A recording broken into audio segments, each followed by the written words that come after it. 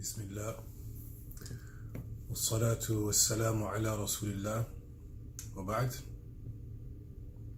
So welcome back to First Steps. I believe we left last class off with exercise 4. So the purpose of this exercise is called the close exercise, is to give you the opportunity to think about the possibilities within a sentence. I mean, obviously, there's no one way to communicate. There's only one way to make a statement. So this gives you opportunity to use all the vocabulary that you've acquired up to this point, and just to play with it, to see if it works. So, for example, I mean, obviously, the introduction has come directly from the script that we provided in the beginning of the unit.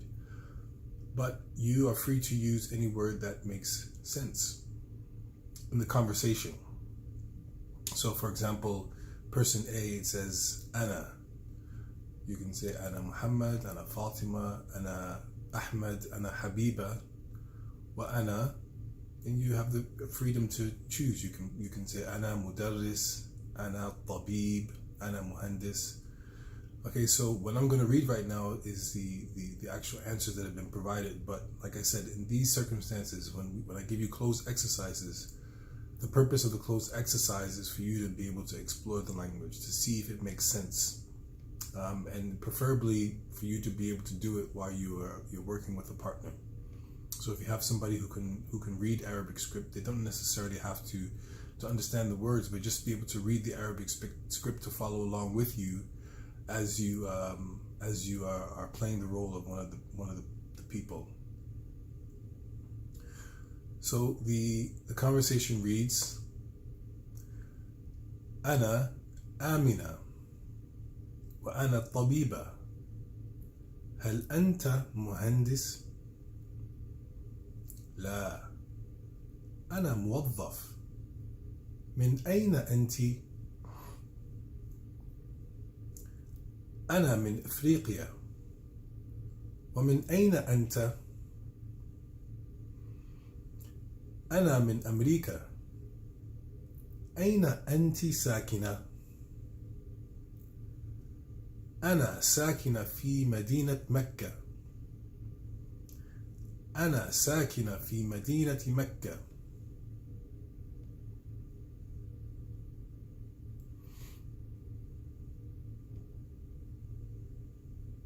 Okay, so we'll move right along to exercise 5. And exercise 5 asks us to indicate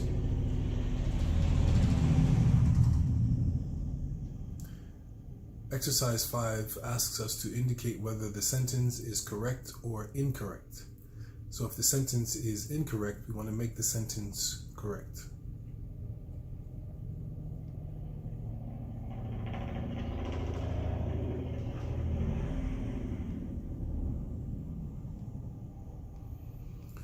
So the first sentence is هذه مهندسة.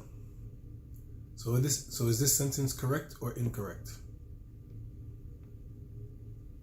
Right, it's correct. So this is an engineer. The second sentence reads من طالبة. من طالبة. And this sentence is incorrect. So you can say أنا طالبة, I am a student, a female student. Or you can say أين طالبة, you can say where is this female student. Or you can also say من طالبة, so who is the female student. The next one is من أين.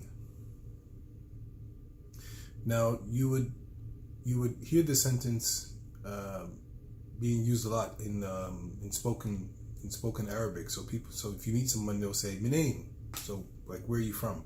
But it's an incorrect sentence. It's an incomplete sentence. The answer would be "Min aina anta." So where are you from? The next one is "Ana sakina." So is this correct or incorrect? Right, it's incorrect. This will be a question, and the question would be formed, Aina anti sakina? Where are you living? And that, ladies and gentlemen, is the end of Unit 2. And so in this class, we're going to move forward to Unit 3. So I hope you had the opportunity to review or at least memorize half or all of the vocabulary for Unit 3 so that we can move forward.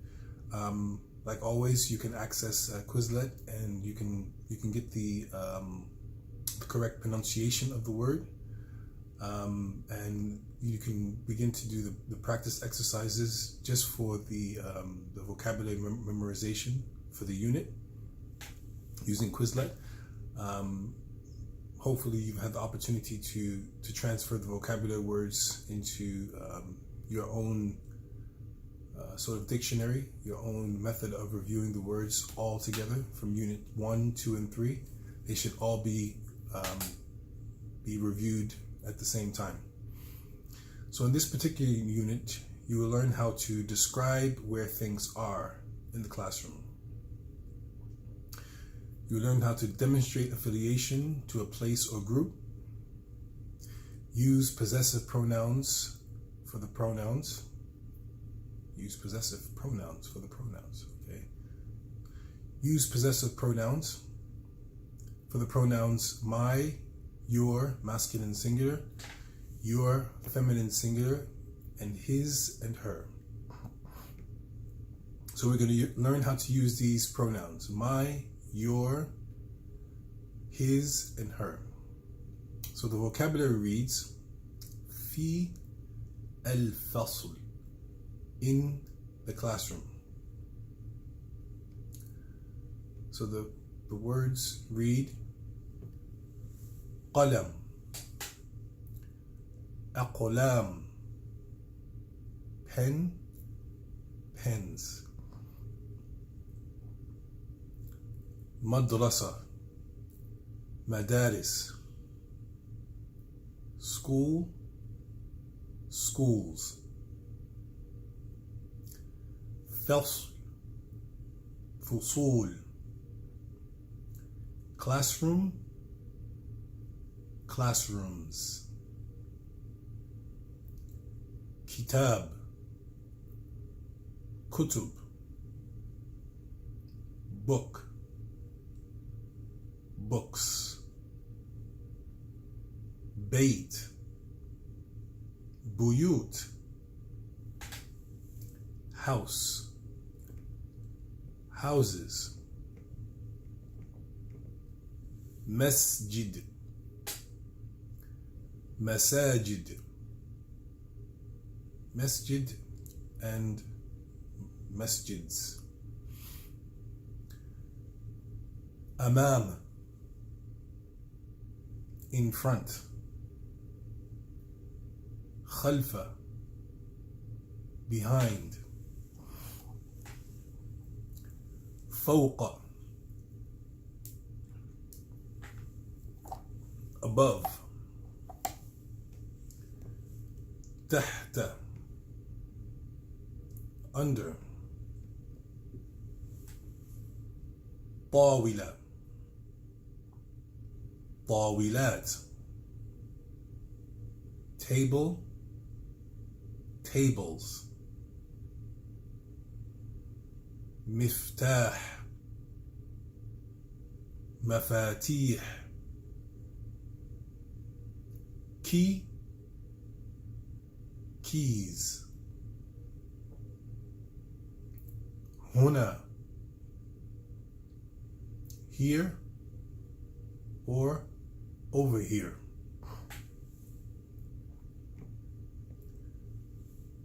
هناك, there or over there. سوق, أسواق, market, markets. شرطي, police officer.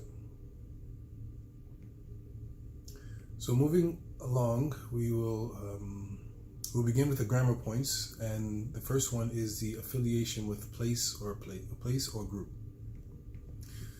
So it reads, to say that you're from or affiliated with a place or group such as American, African, Egyptian, Canadian, you simply add the letter ya with the shadda to the place or group, such as Amriki. So we learned the word for America is America, and to make an affiliation, you would simply add the ya with the shadda. So Amriki for masculine and singular nouns, and iya to feminine nouns such as Amrikiya. And there are obviously some exceptions to this rules, but for now, this is the rules that we're going to use. The second grammatical point would be the abbreviations that I'll be using in the class. So when you see in the book where it says MS, that stands for masculine and singular, where you see MP, that stands for masculine plural, where you see FS, that stands for masculine singular, feminine singular, and FP stands for feminine plural, and D stands for dual, which means two. In the Arabic language, there's a dual form.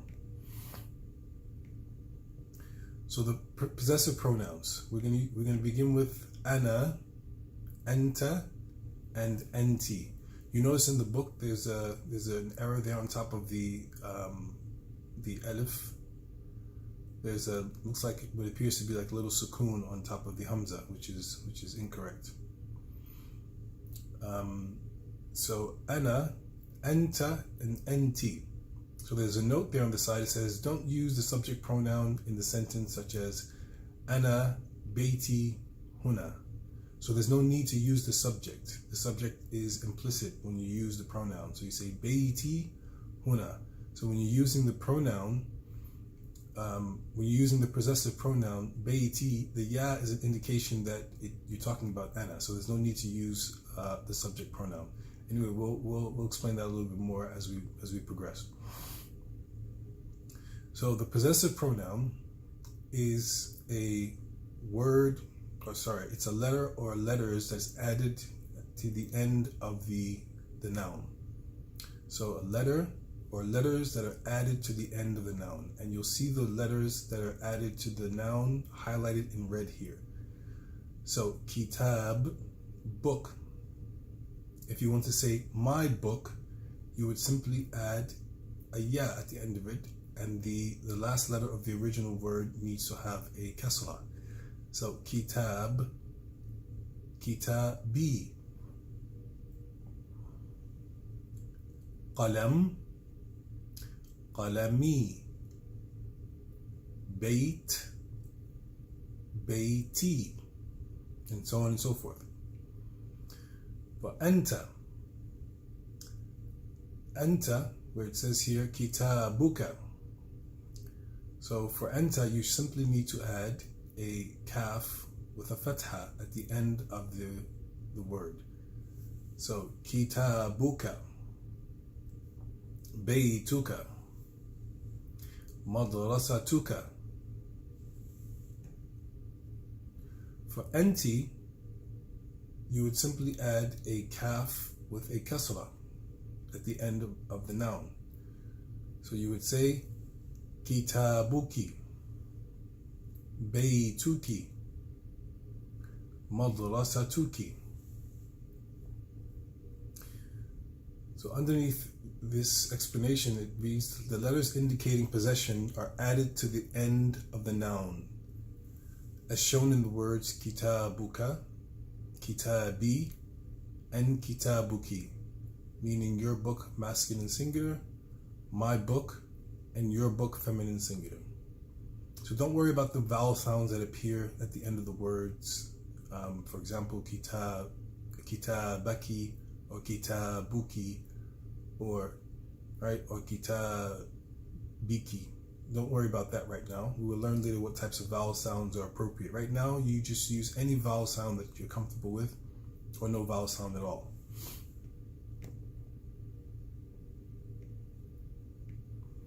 So there's a note here. It says possessive pronouns used with prepositions are translated as object pronouns, such as fawqahu, above him, and it's not his. So what it looks like, it appears to be an object pronoun. Sorry, it appears to be a possessive pronoun, but it's actually an object pronoun. And so the other example is amami, so in front of me, not in front of my. When adding possession to a noun that has a ta marbuta, the ta marbuta would always change from a ta marbuta to a ta maftuha. And you can see the example below. It says madrasa, there's a ta marbuta. And when you add any type of pronoun, it becomes maftuha, which reads as madrasatuka. Okay, so I'd like you to allow that to sort of percolate, to wrap your heads around that, and then for the next class, inshallah ta'ala, we will continue with the conversation. Assalamu alaikum wa rahmatullahi wa barakatuh.